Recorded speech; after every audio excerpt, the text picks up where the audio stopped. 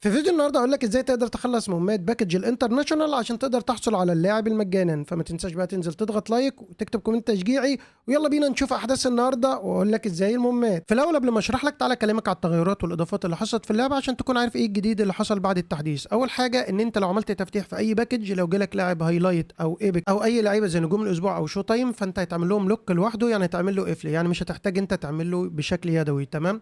اما بالنسبه للعيبه العاديه اللي هتجيلك فانت تقدر تتابعها ومش هتعمل لها لوك، خلاص. ده هيحافظ لك ان انت ما تبيعش لاعب بشكل غلط. تاني حاجه ضافوا بعض اللعيبه الايبك في اللعبه، ودي هتنزل بشكل تدريجي خلال الاسبوع اللي جاي. تمام. اخر حاجه تم اضافتها في اللعبه، لو انت وصلت ديفيجن 1 فانت هترجع لما يعملوا اعاده ريستارت الديفيجن هترجع ديفيجن 3، مش هترجع 4.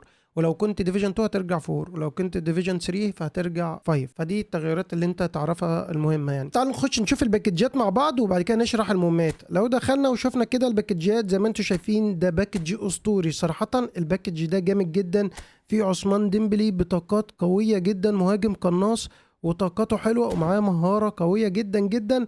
فالباكج ده انا شايفه يستحق ان انت تفتح عليه.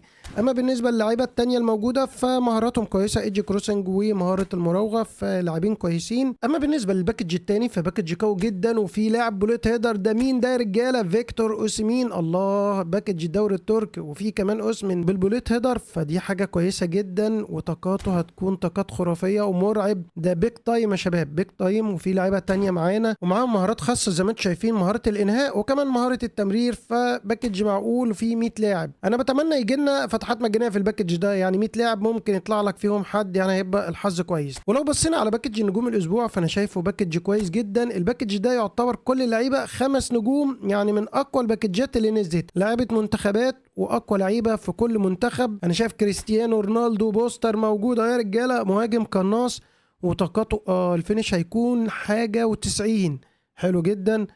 والسرعه تكون حاجه 86، فدي كويسه، يعني طاقاته حلو. انا شايف ان هو طاقات كويسه وبغريزه المهاجم وعنده مراوغه. لا لا لا لا، اللاعب هنا كريستيانو رونالدو لاعب اسطوره.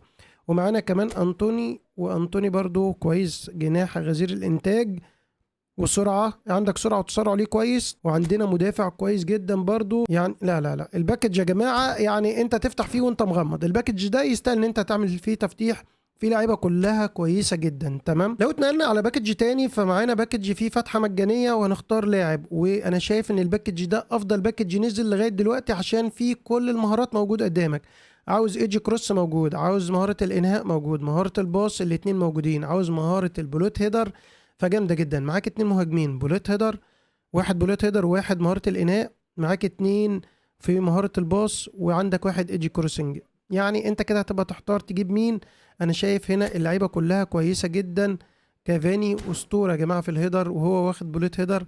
فهنشوف الطاقات هي اللي هتحكم احنا نختار مين، والاختيار الاكتر هيكون انت عاوز مين، انت ناقصك مين، انت محتاج مين. تمام. معانا كمان هنا باكج التعاقد، باكج قوي طبعا، كنت متوقع ان هينزل فيه لعيبه قويه. نزل لنا عمر مرموش، المصريين كلهم هيجروا على عمر مرموش بدون نقاش من غير ما انزل لكم فيديو. هنا معانا جريزمان، طبعا الناس اللي هتفاضل ما بين عمر مرموش وجريزمان، غير كده ما تفكرش. الباكج ده فيه لاعب كويس جدا، السنتر باك ده كويس، بيلعب بلا بيلد اب اللي هو بناء لعب، طاقاته يعني فوق المتوسط. انا شايفه كويس لو انت محتاج بيلد اب ومعاك كروت زياده. هنا برضو في لاعب بيلد اب تاني برضو طاقته كويسه وطوله كويس، بص الطول بتاعه 192. فلو انت محتاج لعيبه طوال عندك في الدفاع تقدر تختار الباكج ده. معانا فتحه مجانيه على دروجبا، تعال نجربها، هو كده كده ما بيجيش كالعاده، ما جايش. ومعانا فتحه مجانيه تاني، تعالوا نروح نفتحها في الباكج. تعالوا نشوف كده، ممكن حظنا بقى يضرب هنا. لو جالي عثمان يا جدعان يبقى كونامي بتفاجئني وبتفرحني، وهتفرحكم معانا في الفتحة دي. قولوا لي بقى انتوا طلع لكم كده ولا ايه؟ حظ مفيش، حظنا للاسف مفيش. كان نفسي يطلع لنا عثمان ديبلي، كنا هنعمل فرح. تمام، قولوا لي حظكم ايه. تعالوا دلوقتي هنتكلم بقى على شرح المهمات. لا ده جالنا مدرب جديد، هنبص عليه كده ونقول رأينا بشكل سريع.